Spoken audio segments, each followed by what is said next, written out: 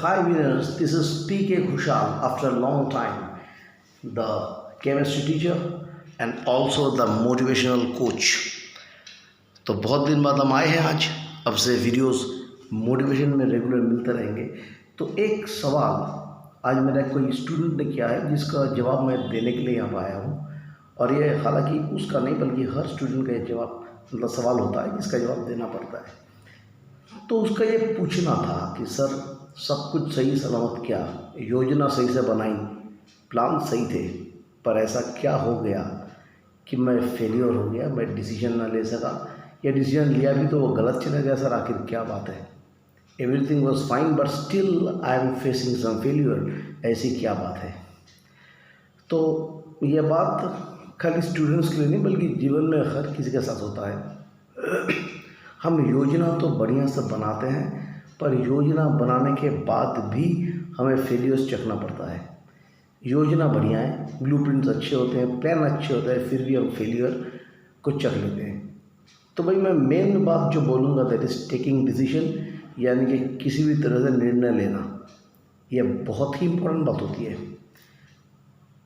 Taking a decision is a decision, delaying a decision is also a decision and not taking a decision is also a decision. आप जब किसी भी तरह से निर्णय नहीं लेते हो तो आपका डिसीजन कोई और ले लेता है और आपको उसके मुताबिक फिर आपको चलना पड़ेगा।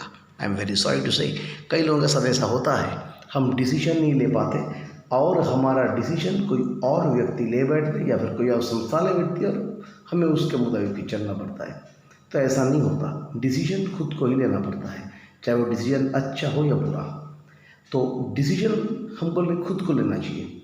फर्स्ट ऑफ ऑल क्या होगा भाई, डिसीजन रॉन्ग लेंगे, फेलियर होंगे और सीख भी जाएंगे। एक आध बार हमसे गलती हो जाएगी पर हम सीख जाएंगे कैसे डिसीजन लेना है, किस तरह से डिसीजन लेना है और किस तरह से हमको इसके बारे में सोचना है। ये तो हो गई बात। दूसरी बात जो है, हम कैसे अपने काम को एग्जीक्यूट करते हैं, ये बहुत बड़ी बात होती है। हमारे हर काम के हम कह सकते हैं कि प्राण है ये। It is the life of the work that we do. How do we execute our job और how do we do our work in the proper way. तो इस बारे में यदि बात करनी है तो मैं दो ही बात समझता हूँ, एक है कंट्रीब्यूशन, दूसरी बात है रिवॉर्ड। कंट्रीब्यूशन मतलब जो काम हम कर रहे हैं डेली। आज एक एग्जांपल लेते हैं, विराट कोहली के बहुत सारे प्रॉपर्टीज़ हैं, उनके एक अपनी जिम है जीजल, अब तो रिसेंटली वो होटल्स भी खोल रहे हैं, ये कर रहे हैं वो कर रहे हैं। तो ये सब क्या है, उसके रिवॉर्ड्स हैं, वी गो फॉर दैट। पर उनके कॉन्ट्रीब्यूशंस, वो जो खेल रहे हैं, जो प्रैक्टिस कर रहे हैं, जो कठोर मेहनत वो कर रहे हैं, वो उनके कॉन्ट्रीब्यूशंस हैं। And he is contributing, yes he is contributing, अभी भी वो खेल रहे हैं। और एक रिवॉर्ड तब तक आएगा जब तक कंट्रीब्यूशन रहेगा।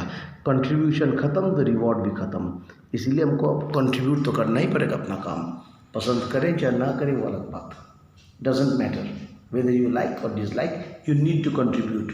Contribute means you are doing your work with your full strength, you are doing your work in the proper way and you are also doing your work in the same way as it should be done। जैसा होना चाहिए हमको वैसा ही करना होगा, दूसरा कोई रास्ता इसमें नहीं है।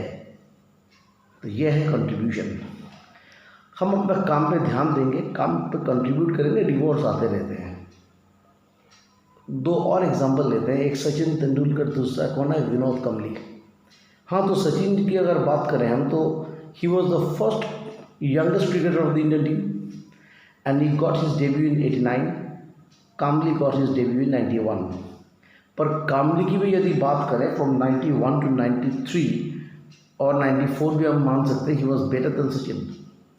उनके गुरु जो थे आचार्यकर साहब, वो भी यही मानते थे और उनके ट्रैक रिकॉर्ड भी कुछ ऐसे दिखाते हैं। भाई मज़े की बात नहीं है, टेस्ट खेले, 11 इनिंग्स के टेस्ट खेल लिए, 1000 रन बन गए, उनमें से भी 2 डबल सेंचुरी, मज़े की बात नहीं है कोई। भाई काम्बली साहब ने किए, बट नतीजा क्या हुआ, ही शिफ्टेड टुवर्ड्स रिवॉर्ड्स, उस पर कॉन्सेंट्रेट किए, डेडिकेशन पे बिल्कुल वो कॉन्सेंट्रेट नहीं किए। On the other hand Sachin वो मेहनत करते गए, क्या कितना मैन ऑफ द मैचेस मिले, कितने एड्स है, क्या है नहीं है, ये सब तो रिवॉर्ड है। हम 2-3 ऐड कर रहे हैं, हमको कुछ पैसे आ रहे हैं, हम प्रोमो कर रहे हैं, पैसा आ रहे हैं, ये कर रहे हैं, वो कर रहे हैं, फलाना कर रहे हैं। ये सब क्या है भाई? ये सब सीधी सी बात है, रिवॉर्ड है उस कंट्रीब्यूशन के। तो यस, जिनने कंट्रीब्यूट करता गया उनका चलता गया।